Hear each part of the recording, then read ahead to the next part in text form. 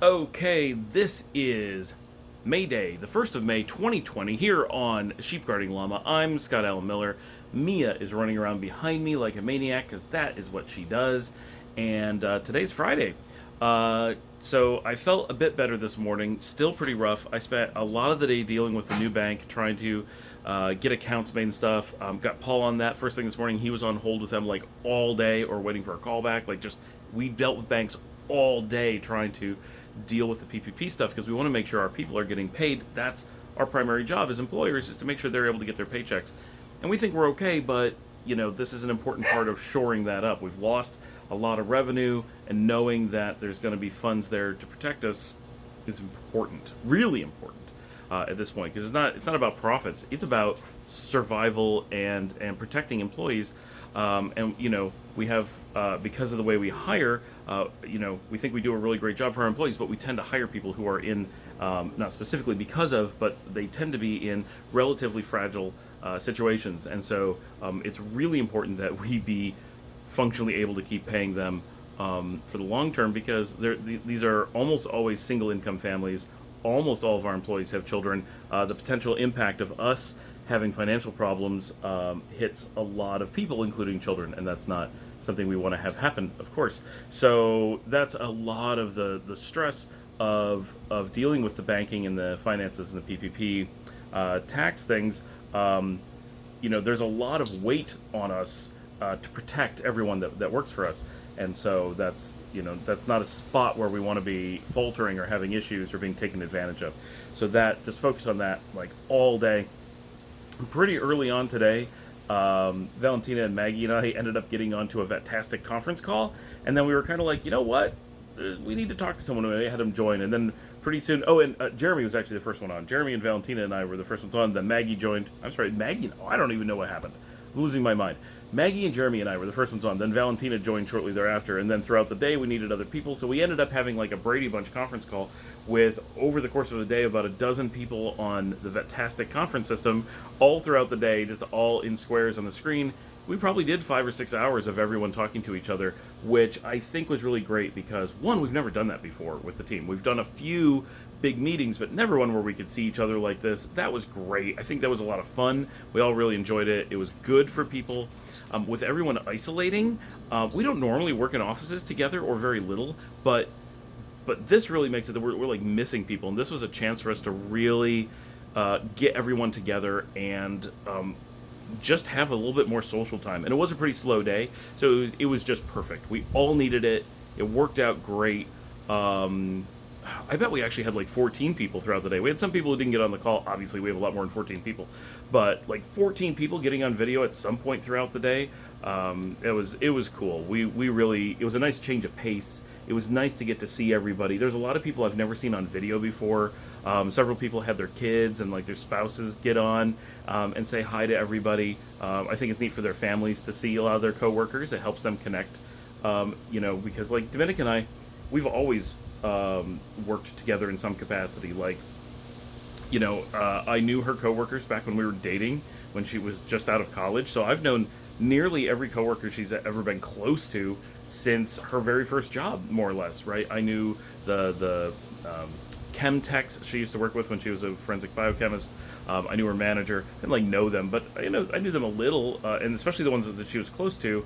I had him on Facebook, and we would go to parties and stuff together, going back almost nearly 20 years ago. And when she went to work in IT, when she was at Fujifilm, I'm not sure I knew anyone there, but that was not for very long. When she worked at the hotels, I knew a lot of her coworkers, especially when she worked with Mary, of course. When she worked at Roche, that's how we know Katie.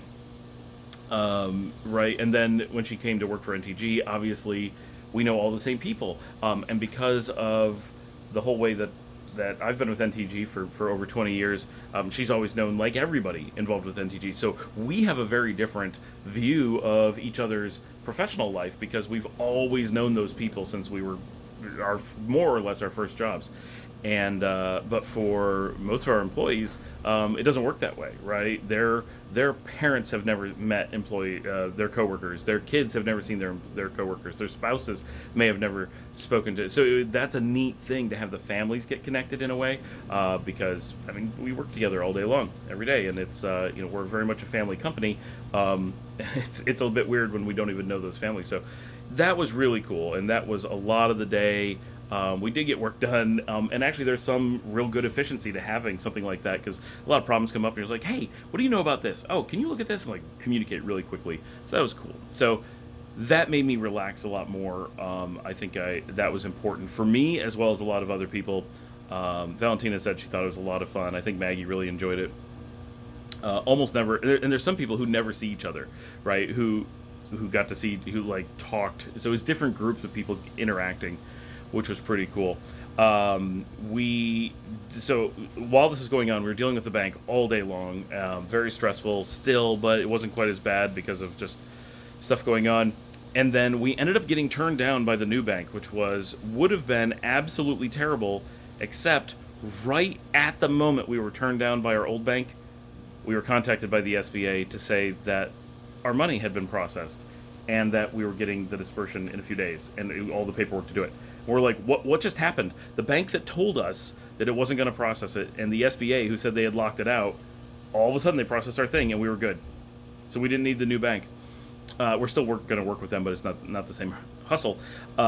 So officially, everything's been approved, and we're supposed to have the money in a few days and have that comfort. So luckily by the end, it was like the last thing of the day. It was like after hours, right? I think it was like 6 o'clock in the evening. So it's this huge sigh of relief of like, oh, it's not a lot of money, but it means we're not getting completely taken advantage of, and we're certainly not getting as much as we think, would be nice for a lot of reasons. But it's not bad, right? We're not upset about it, and we're no longer being taken advantage of. So that really emotional thing is gone, and it's enough that it provides a lot of comfort in knowing that we should have no problem paying our staff.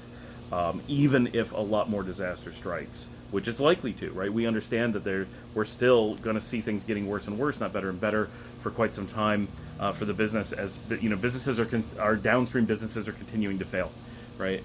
So we're going to do everything we can for them to survive and recover and all that, but it's a lot of stress for us because we have a lot of payroll, especially as we took on a lot of payroll just a week or so before COVID really became an issue. So that's been terrifying for us. But so we feel good. It was ended up being a really great day, and got to end the day on a very high note. And then Dominic and I took the evening and watched all of us watched a little bit of Star Trek Voyager, and then Dominic and I watched Kara and Nate more travel videos for most of the evening. The kids did stuff with their cousins, so they decided not to hang out with anybody, and that really wraps up our Friday. So it's going to be a hot weekend. We are, as you can imagine, just staying home. We're still in complete and utter isolation. However, it is worth noting that Texas has opened. So starting today, like bars are open, restaurants are open, most businesses are open, which is probably not a good idea, especially as today is the worst day for infections and the highest death rate yet in Texas. And now we're open, so it's just going to skyrocket. But of course, the upside to us is as long as we stay isolated, it's just going to accelerate the curve for everyone else, and it's going to get us to herd immunity faster. So we think it's a terrible idea for the state, but it kind of is a great idea for us personally. So we wouldn't choose to do this. We don't think other people should choose to do this, but we're the beneficiaries in the long run, both as a business and personally. So, I don't agree with the decision, but I'm not particularly personally upset by it. Let's put it that way. So that is our Friday. I will see everybody over the weekend.